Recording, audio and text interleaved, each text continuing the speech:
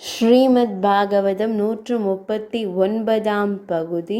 கண்ணனின் தூதுவரே, எப்படி இருக்கிறான் கண்ணன்?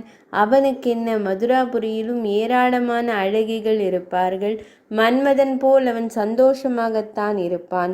இங்கே நாங்கள்தான் அவனை நினைத்தே உருகி கொண்டிருக்கிறோம். தனது தாய் தந்தையருக்கு உங்களிடம் தகவல் கூறி அனுப்பியவன் எங்களை எங்கே நினைக்கப் போகிறான்?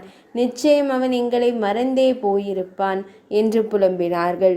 உத்தவர் பிரமித்து போனார். கண்ணன் மேல் கொண்ட மையலால் வெட்கத்தை விட்டு புலம்பி அவனை உரிமையுடன் கடிந்து கொள்ளும் கோபியர்களின் இணையில்லாத அன்பு அவரை நெக்குருக வைத்தது. அதை மனம் திறந்து அவர்களிடம் கூறவும் செய்தார். கோபியர்களே, நீங்கள் கண்ணன் மேல் கொண்டுள்ள எல்லையில்லா மையல் என்னை மலைக்க வைக்கிறது. பகவான் ஸ்ரீகிருஷ்ணனிடம் மனதை பறிகொடுத்து அவனால் ஆண்டு கொள்ளப்பட்ட உங்களுக்கு உலகில் அடைய வேண்டியது ஏதுமில்லை. பிறவியின் பயனை முழுவதும் அடைந்தவர்களே, நான் உங்களை வணங்குகிறேன்.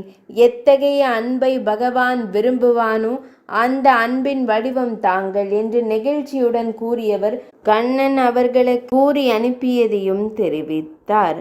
கோபியர்களே, நான் ஒருபோதும் உங்களை விட்டு பிரிந்திருப்பதில்லை. எங்கும் நீக்கமர நிறைந்திருக்கும் காற்று போல நானும் எல்லா இடத்திலும் நிறைந்திருக்கிறேன். என்னை நினைத்து என்னிடம் உங்கள் மனதை நிலைநிறுத்த வேண்டும் என்பதற்காகவே நான் உங்களை விட்டு விலகி நிற்கிறேன். நான் உங்கள் அருகில் இருப்பதை விட வெகு தூரத்தில் இருக்கும்போதுதான் என் நினைவு உங்களிடத்தில் பசுமையாக நிலைத்திருக்கும். கண்ணனின் இந்த வார்த்தைகளால் கோபியர்கள் சிறிதளவு மனசாந்தி அடைந்தனர். உத்தவரிடம் கண்ணனின் லீலா வினோதங்களை கூறுவதிலேயே ஆத்ம திருப்தி கொண்டனர். சில தினங்கள் உத்தவர் கோபியரின் மன ஆறுதலுக்காக அவர்களுடன் தங்கி இருந்துவிட்டு வடமதுரை என்றழைக்கப்படும் மதுராபுரி திரும்பினார். கண்ணனிடம் கோபியர்களின் நிகரற்ற பக்தியை பாராட்டி அவர்கள் இருக்கும் திசை நோக்கி வணங்கினார். உத்தவர் சென்ற பிருந்தாவனம் பக்தி பாவத்தால் திகழ்ந்தது என்றால் அக்ரூரர் சென்ற அஸ்தினாபுரத்திலோ விரோத பாவம் குடியிருந்தது. துரியோதனன் தலைமையிலான கௌரவர்கள் பாண்டவர்களை வெறுத்து அவர்களுக்கு பல விதங்களிலும் தீங்கிழைத்து கொண்டிருந்தார்கள். இதை கண்டிக்க வேண்டிய அஸ்தினாபுர மன்னன் திருதராஷ்டிரனோ துரியோதனன் மேல் கொண்ட பாசத்தால் வாய்மூடி கிடந்தான்.